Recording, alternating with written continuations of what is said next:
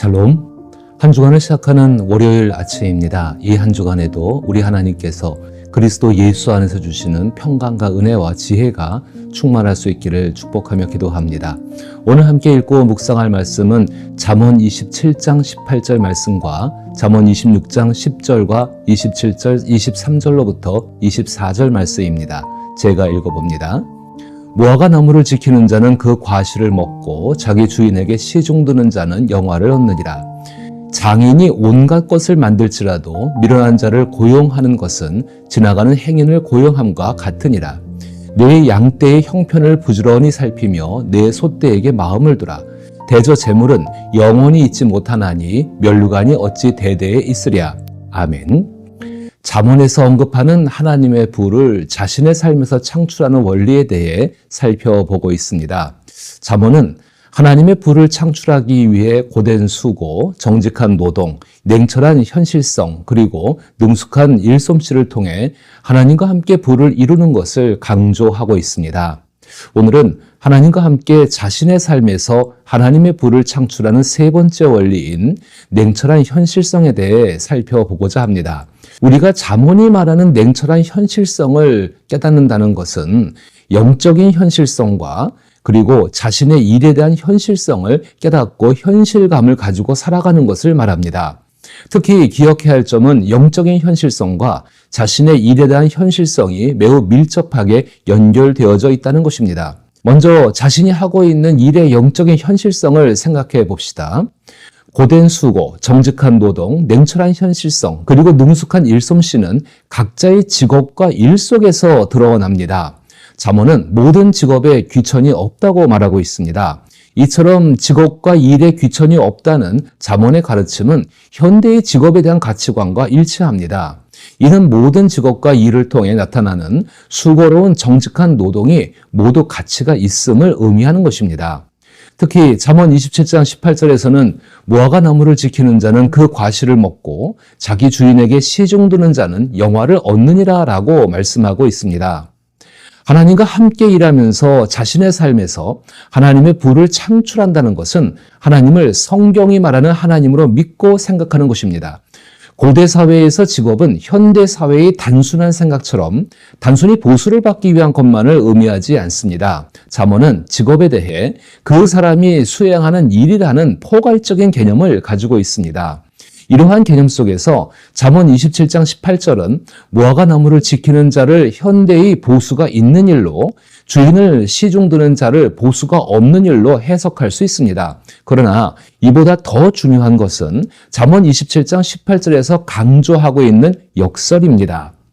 잠언 27장 18절에서 말하는 역설은 바로 고된 노동과 헌신의 결과로 얻어지는 보상의 중요성입니다. 무화과 나무를 지키는 자는 자신이 돌본 나무에 열매를 맺게 되며 주인에게 충실히 시중드는 자는 그 충성심으로 인해 영예를 얻게 됩니다. 이는 우리가 자신이 하고 있는 일에 충실하고 성실하게 노동할 때 그 결과로서 얻어지는 보상이 있다는 것을 의미합니다. 이것은 하나님이 정하신 그리고 운영하시는 질서가 있기 때문입니다. 따라서 하나님과 함께 일할 때 하나님께서 그 노동에 보상하시는 것은 당연한 것입니다. 이런 의미에서 시편 126편 5절의 눈물을 흘리며 씨를 뿌리는 자는 기쁨으로 거두리로다 라는 말씀은 우리 현실에 분명하게 적용되는 것입니다. 이러한 변할 수 없는 하나님의 질서로 인해 잠언이 말하는 주인에게 시중드는 가장 천한 일이라고 생각하는 그 일도 잘 수행하면 종에게 영화가 따릅니다. 결국 어떤 일이든 잘 감당하면 하나님 보시기에 귀하다는 것입니다. 이는 에베소서 6장 5절로부터 8절의 말씀과 일맥상통하는 말입니다. 제가 에베소서 6장 5절로부터 8절 말씀을 읽어보면 종들아 두려워하고 떨며 성실한 마음으로 육체의 상전에게 순종하기를 그리스도께 하듯 하라. 눈가림만 하여 사람을 기쁘게 하는 자처럼 하지 말고 그리스도의 종들처럼 마음으로 하나님의 뜻을 행하고 기쁜 마음으로 섬기기를 주께 하듯 하고 사람에게 하듯 하지 말라. 이는 각 사람이 무슨 선을 행하든지 종이나 자윤이나 주께로부터 그대로 받은 줄을 알미니라. 에베소서의 말씀은 단순히 일하는 사람의 성실성만을 강조하지 않습니다. 오히려 어떤 일을 하든 하나님과 함께 일하는 영적인 현실성을 강조하고 있습니다. 잠언에서 가르치는 하나님과 함께 부를 창출하는 원리인 냉철한 현실성은 하나님에 의한 영적인 현실성을 바라보는 데서 시작되어야 합니다. 이런 의미에서 여러분과 함께 일하고 계시는 하나님을 어떤 하나님이라고 생각하십니까? 바벨론의 창조 신화인 에노마 엘리시에 따르면 인간은 신보다 하급한 일을 하도록 창조되었다고 합니다. 그러나 창세기의 하나님은 손에 직접 흙을 묻히며 육체 노동을 하시면서도 이를 천하게 여기지 않으셨다는 것을 우리에게 알려주고 있습니다. 현재의 성령의 일하심도 시편 103편 30절과 31절에서 똑같은 의미를 드러내고 있습니다. 주의 영을 보내어 그들을 창조하사 지면을 새롭게 하시나이다. 여호와의 영광이 영원히 계속할지며 여호와는 자신께서 행하신 일들로 말미암아 즐거워하시로다. 라는 말씀처럼 지면을 새롭게 하시고 자신이 하신 일을 즐거워하시는 성령 하나님이십니다. 여기서 지면을 새롭게 한다는 의미는 고된 수고를 의미하며 세상 사람들이 하기 싫어하는 천하고 하찮은 일도 포함되어져 있습니다. 우리는 그런 하나님과 함께 일하고 있다는 것입니다. 더욱이 이 땅에 오신 예수님을 생각해보면 예수님은 당시 가장 천한 일로 여겨지는 목수의 일을 하셨습니다. 우리가 하나님과 함께 일하면서 하나님의 부를 자신의 삶에서 창출하기 위해 깨달아야 할 영적인 현실은 어떤 일을 하든 그 일이 하나님의 영광과 기쁨을 위해 필요할 뿐만 아니라 성경 말씀에 따라 선이라는 것입니다. 잠언은 개인이 수행하는 일을 다른 사람의 직업 혹은 일과 비교하지 않습니다. 잠언에서 언급하는 하나님의 부를 창출하는 것은 하나님을 의존하는 상호 의존적인 공동체 안에서 일어나는 일입니다. 자신이 하나님과 함께 살아가는 하나님을 의존하는 상호 의존 공동체 속에 있다는 것을 믿는다면 자신이 어떤 일을 하든 하나님으로 인한 상호 의존 공동체를 위해 일한다는 자긍심을 가질 수 있습니다. 이처럼 자신이 하고 있는 일에 자긍심을 느낀다면 세상을 변화시킬 만한 거창한 일이 아니라도 괜찮다는 것입니다. 이러한 영적 현실성을 인식하면 자신이 하고 있는 일뿐만 아니라 다른 사람이 하고 있는 일 역시 소중한 가치가 있다는 것을 마음에 새기게 됩니다. 잠언이 쓰여진 고대 사회나 현대 사회 모두에서 더 큰 부를 창출하는 것은 개인의 능력만으로는 충분하지 않을 때가 많습니다. 오히려 많은 사람들이 함께 힘을 합쳐야 가능한 일입니다. 커다란 성과를 내고 보상을 받을 수 있는 일을 하는 것도 물론 중요하지만 가정에서 일하고 공부하는 자녀들이 협력하지 않으면 결국 부를 창출할 수 없는 것과 마찬가지인 것입니다. 어디 그뿐이겠습니까? 내가 무엇인가를 얻는다면 누군가의 수고가 있었다는 것은 당연한 일입니다. 이것이 현실입니다. 하나님과 함께 일하며 하나님의 부를 창출하기 위한 영적 현실성을 깨닫게 되면 현실에 대한 냉철한 인식을 가질 수 있습니다. 다시 말해서 분명한 현실감을 가지고 살아갈 수 있다는 것입니다. 이러한 영적인 현실성에 대한 인식을 바탕으로 잠언 26장 10절과 27장 23절과 24절 말씀을 읽어봅니다. 잠언 26장 10절과 27장 23절과 24절의 말씀은 자기 일에 대한 현실성과 현실감을 가지라는 것을 말하고 있는 것입니다. 장인이 온갖 것을 만들지라도 미련한 자를 고용하는 것은 지나가는 행인을 고용함과 같으니라. 내 양떼의 형편을 부지런히 살피며 내 소떼에게 마음을 두라. 대저 재물은 영원히 있지 못하나니 면류관이 어찌 대대에 있으랴. 잠언 26장 10절 말씀에서는 함께 일하는 사람을 선택하는 소위 인사 채용에 대한 흥미로운 통찰을 제공합니다.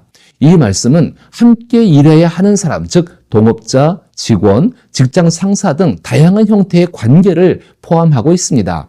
미련한 자를 고용하는 것은 재앙과 같다고 경고합니다.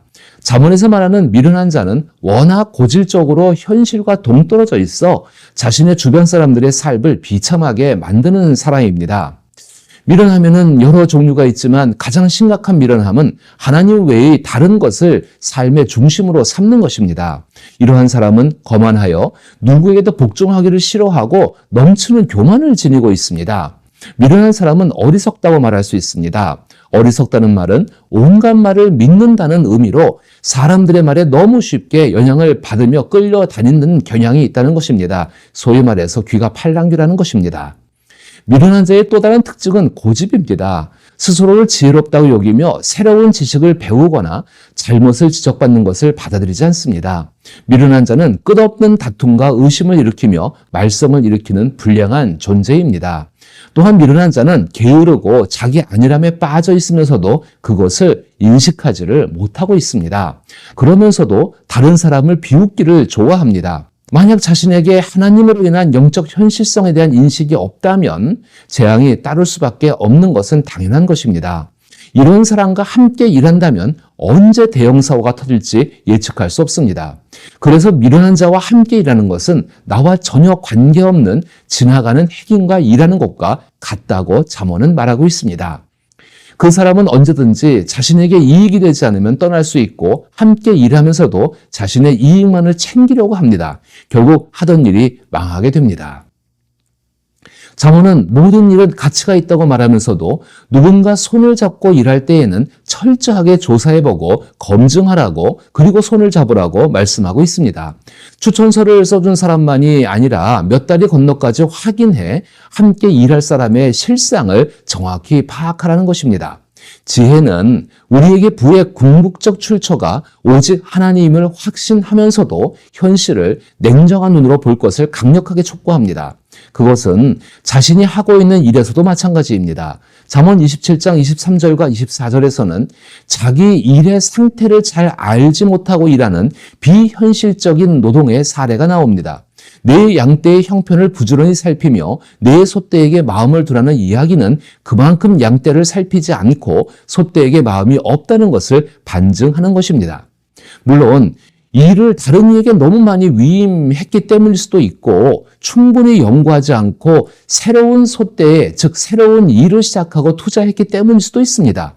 자신이 하고 있는 일의 현실성을 파악하지 않고 자신의 일에 현실감이 없는 채로 이익만 얻을 수 있다면 무슨 일이든 벌리는 것에 대한 따끔한 충고입니다. 그리고 24절에서는 그렇게 일이 많아진 것으로 인하여서 자만하지 말라고 경고합니다. 더욱이 재물이 영원히 있지 못한다는 것은 급변하는 현실에 부응하지 않으면 재물이 저절로 평생 있을 수 없다는 것을 가르치고 있습니다. 이를 통해 우리가 알 수 있는 것은 하나님께서는 매사에 신중히 살펴 만전을 기할 것을 말씀하시면서도 또한 이 모두가 하나님의 주권과 계획 안에 있다는 확신을 주신다는 것입니다. 그래서 모든 일에는 엄숙한 책임과 놀라운 확신을 가지고 행해야 합니다. 우리가 살아가면서 수행해야 하는 일과 직업은 모두 힘듭니다. 그래서 사람들은 자신의 힘듦에 대해 돈이나 명예 혹은 기타 여러 가지로 보상받고자 합니다. 그리고 이를 통해 자신의 만족과 자긍심을 찾습니다. 그러나 잠언은 수행하는 일로 인한 힘듦 속에서 하나님의 주권으로 인한 현실성을 깨닫고 자신의 일에 대한 현실감을 인식하며 수고함으로 자긍심을 가지라고 말합니다. 이를 통해 하나님의 성령은 예수님의 말씀처럼 우리를 비둘기처럼 순결하고 뱀처럼 지혜롭게 만들어갈 것입니다. 따라서 우리는 하나님께 매사에 신중히 살펴 만전을 기할 수 있는 명철함을 주시고 이 모든 것이 주님의 주권과 계획 아래 있다는 믿음을 달라고 기도할 수 있습니다.